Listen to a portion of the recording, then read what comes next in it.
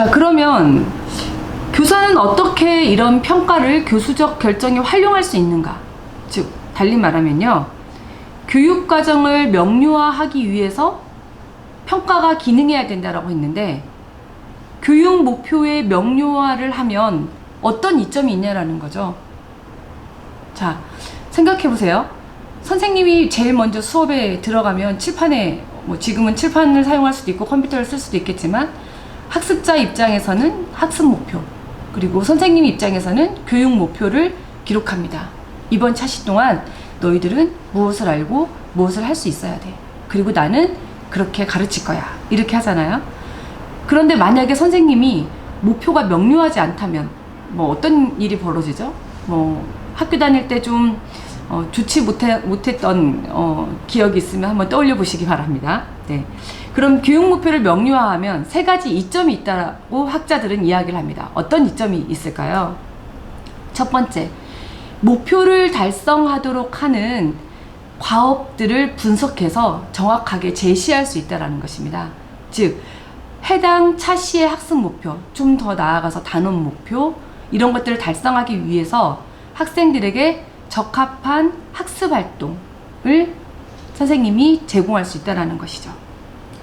두 번째는 학생들에게 보다 분명하고 정확한 설명을 해줄 수 있다는 것입니다. 세 번째는 또 적절한 실습 활동을 제공할 수 있다는 것이죠. 네. 이건 너무 당연한 이야기들이어서 선생님들께서 한번 상기만 해보시면 될 것 같습니다.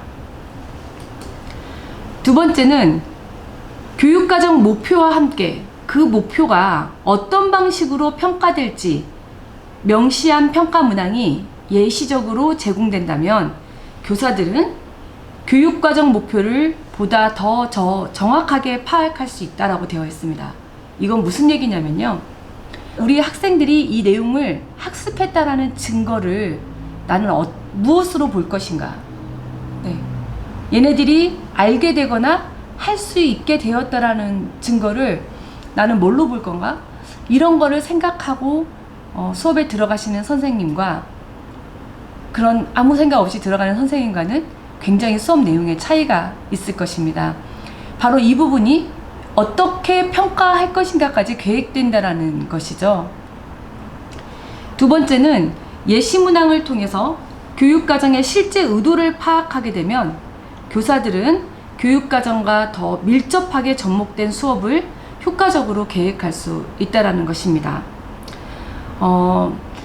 예전에 제가 1990년대 중반에 이제 발령을 받았는데요. 저희 교장선생님께서 이런 분이 계셨어요. 학기 초에 이제 학기말고사 또 중간고사 문항 있지 않습니까? 이거를 학기 초에 미리 내라고 하는 거예요, 선생님들한테.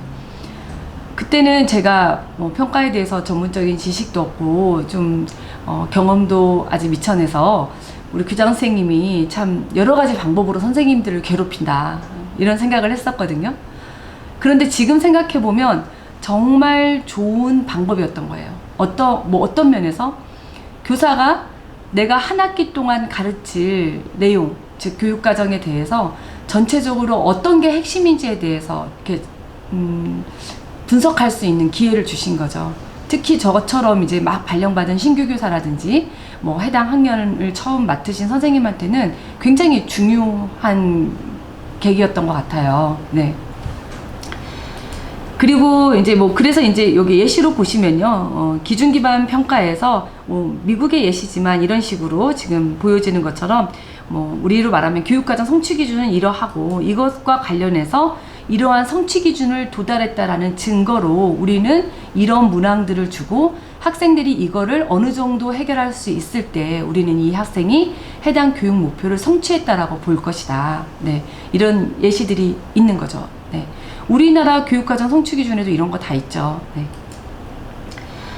그리고 이제 두 번째입니다. 학생의 출발점 행동을 파악하면 왜 좋은가라는 거죠. 네. 사전 검사가 어떤 진단적 정보를 교사에게 더 풍부하게 제공할수록 교사에게 더 많은 도움을 주죠. 네. 왜 그러죠? 학생에게 맞는 그 학생의 수준에 적합한 교육 활동을 제공할 수 있기 때문에 그렇습니다. 물론 다인수학급에서 선생님이 학습자 개개인별로 다른 교육 내용을 다 제공할 수는 없으실 거예요.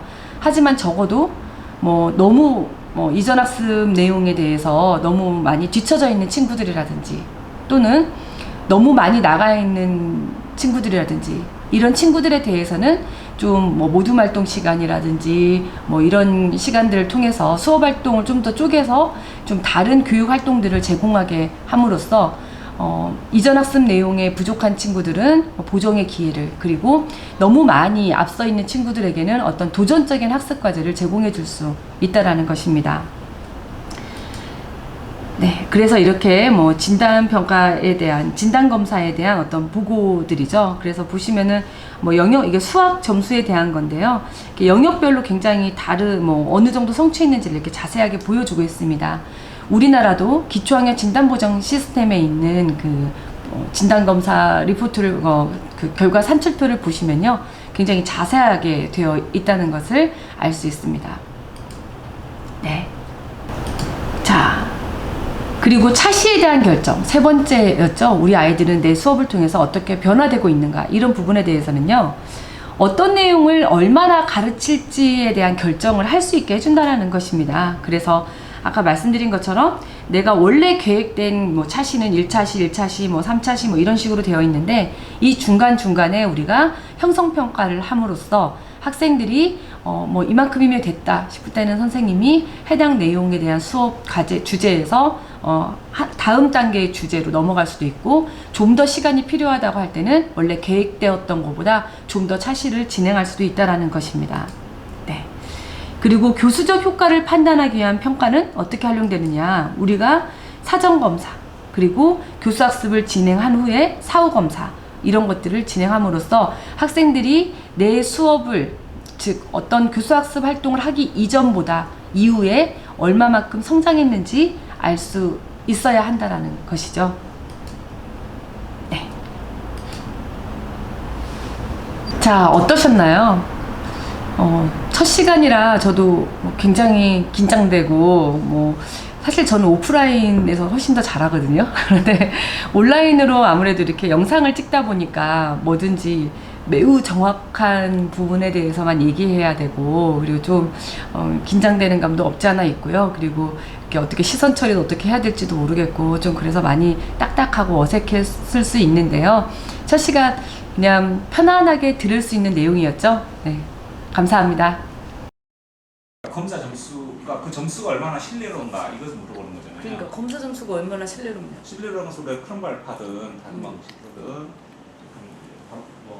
그러니까 전통적으로 그 크롬발파를 통해서 우리가 신뢰도를 볼 수 있다. 안녕하세요, 편집자입니다.